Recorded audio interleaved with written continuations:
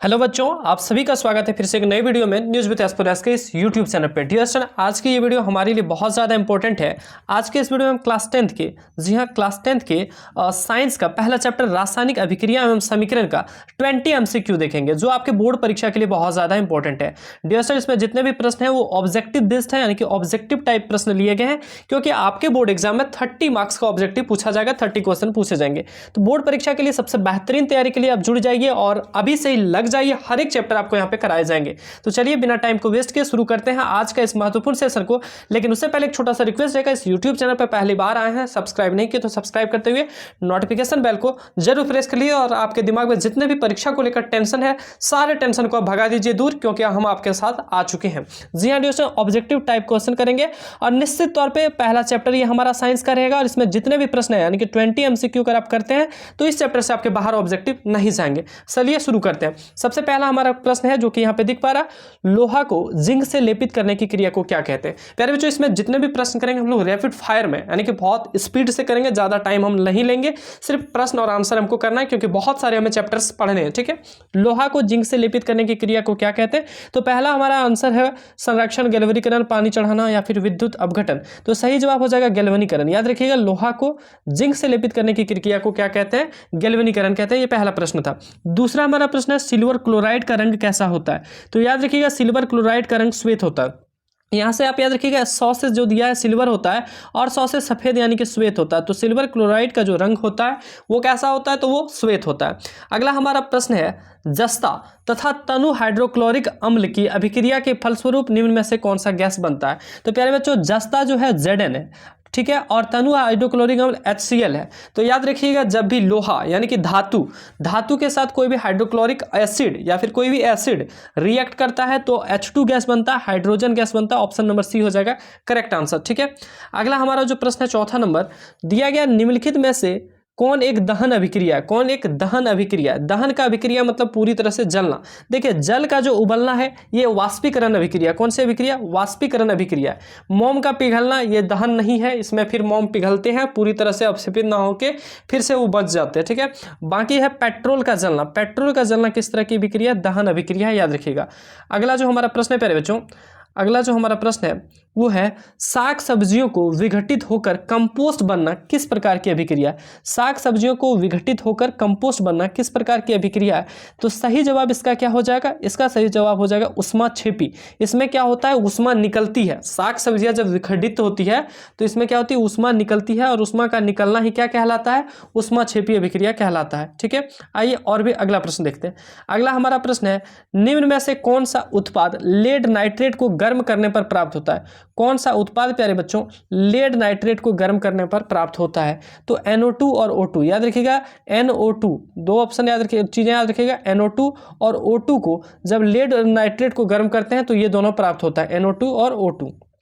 तो सातवां नंबर हमारा प्रश्न है निम्न में से कौन सही है। तो कौन सही है, Na2CO3.5H2O ये नहीं है, Na2CO3.10H2O ये सही है। सोडियम कार्बोनेट का फॉर्मूला है, आप इसका नाम बताइएगा, ये कौन सा फॉर्मूला, बेकिंग सोडा का है, धावन सोडा का है, या जिप्सम का है, या फिर प्लास्टर ऑफ पेरिस का है। इनमें से चार में से आपको ऑप्शन में बताना है, आंसर देना है कि कौन सा अभिक्रिया का या किसका ये जो है रासायनिक सूत्र है। ठीक है, आठवां नंबर हमारा प्रश्न है निम्नलिखित अभिक्रियाओं में से अपघटन की अभिक्रिया कौन सी है।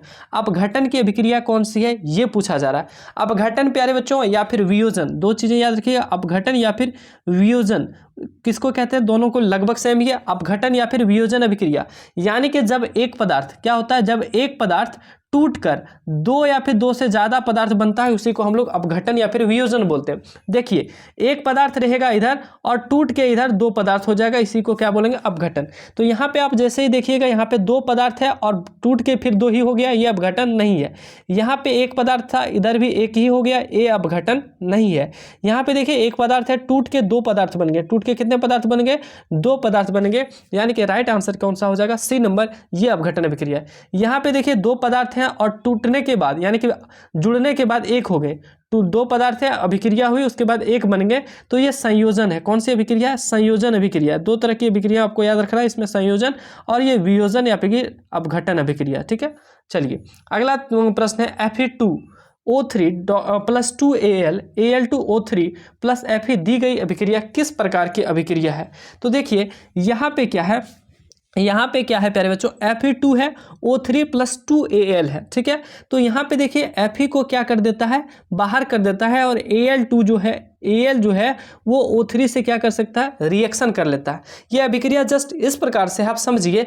इसमें क्या हो रहा है, यहाँ पे मान लीजिए ये एक कपल है, ये कपल है, इसके ज़िंदगी में कोई और आ गया, ये एक कपल है, ठीक है, ये और ये, ठीक है, इसकी ज़िंदगी में कोई और आ गया, तो ये जो पहले वाले कपल है, जैसे कि आपको लात मार के क्या कर दिया, साइड कर दिया, आपको लात मारा और बोला कि साइड हो जाओ, और उसको साइड करते हुए बोला ये आ जाओ मेरे पास, ये इसको अपने साथ बुला लिया।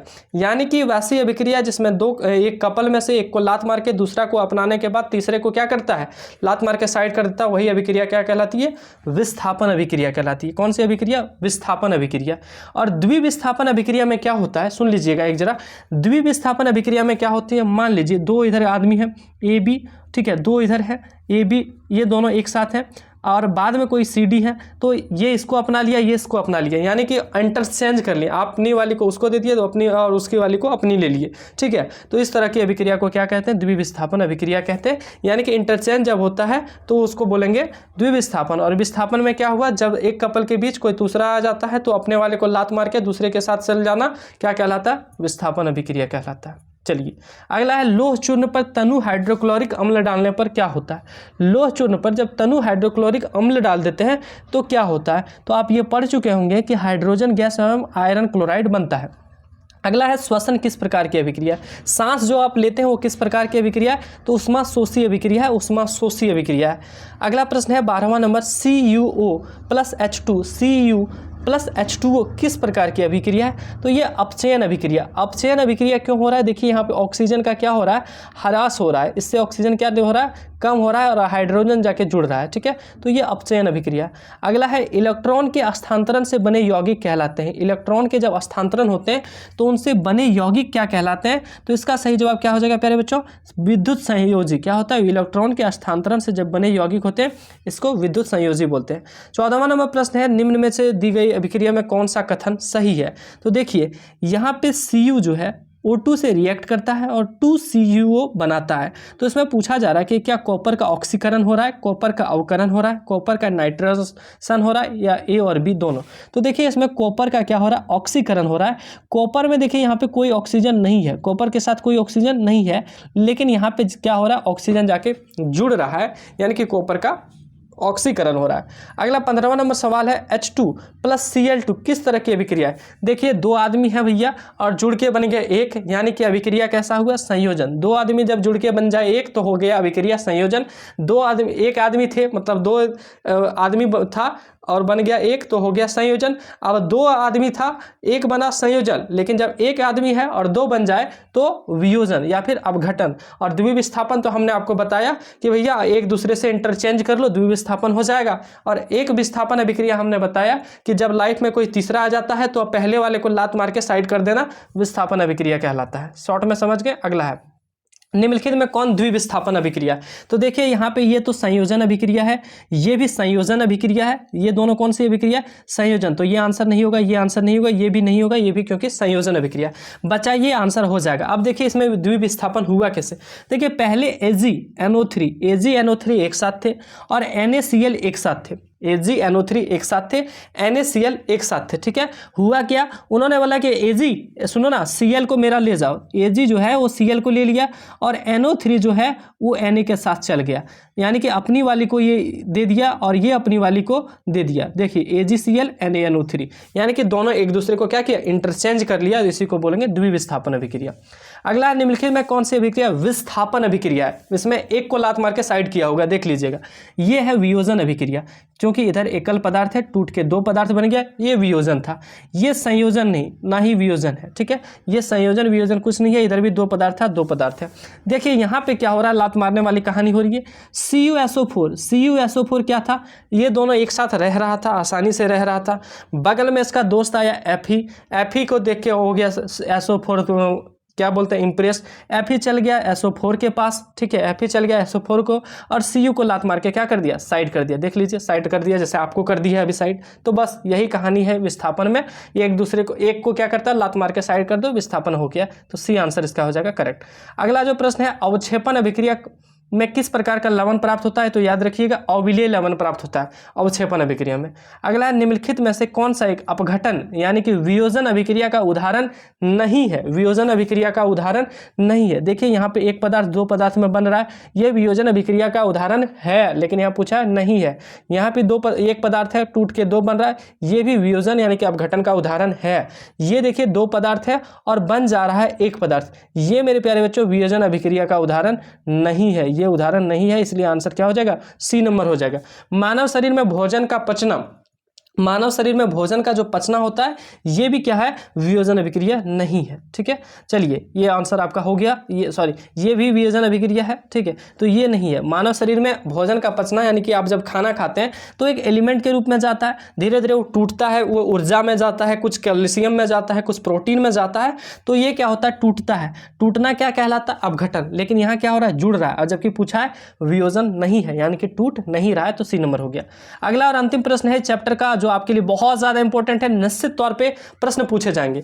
निम्नलिखित में से कौन एक रेडॉक्स अभिक्रिया है, तो रेडॉक्स अभिक्रिया किसको कहते हैं प्यारे बच्चों, जिसमें अपचयन और उपचयन साथ साथ हो, उसी को रेडॉक्स कहते हैं। और इसमें ऑप्शन नंबर सी हो जाएगा करेक्ट आंसर, सी नंबर, CaO+2HCl CaCl2+H2O, ये अभिक्रिया हो जाएगा रेडॉक्स अभिक्रिया। तो प्यारे बच्चों ये था आपका 20 प्रश्न, जो आपके बोर्ड परीक्षा के लिए पहले चैप्टर से बहुत ज्यादा इंपॉर्टेंट था, और इससे बाहर एक भी प्रश्न नहीं जाएगा। अब टेंशन नहीं लीजिए, जल्द ही नेक्स्ट टॉपिक का भी वीडियो लाएंगे। जुड़े रहिए हमारे साथ, सब्सक्राइब नहीं किया तो सब्सक्राइब करते हुए नोटिफिकेशन बेल को प्रेस कर लीजिए। यह था आज का हमारा प्यारा सा वीडियो, एक छोटा सा वीडियो, जिसमें हमने पहले चैप्टर को धड़ल्ले से समाप्त कर दिया, और आपको पढ़ के मजा भी आएगा। मिलते हैं नेक्स्ट वीडियो में, तब तक के लिए सभी को थैंक्स।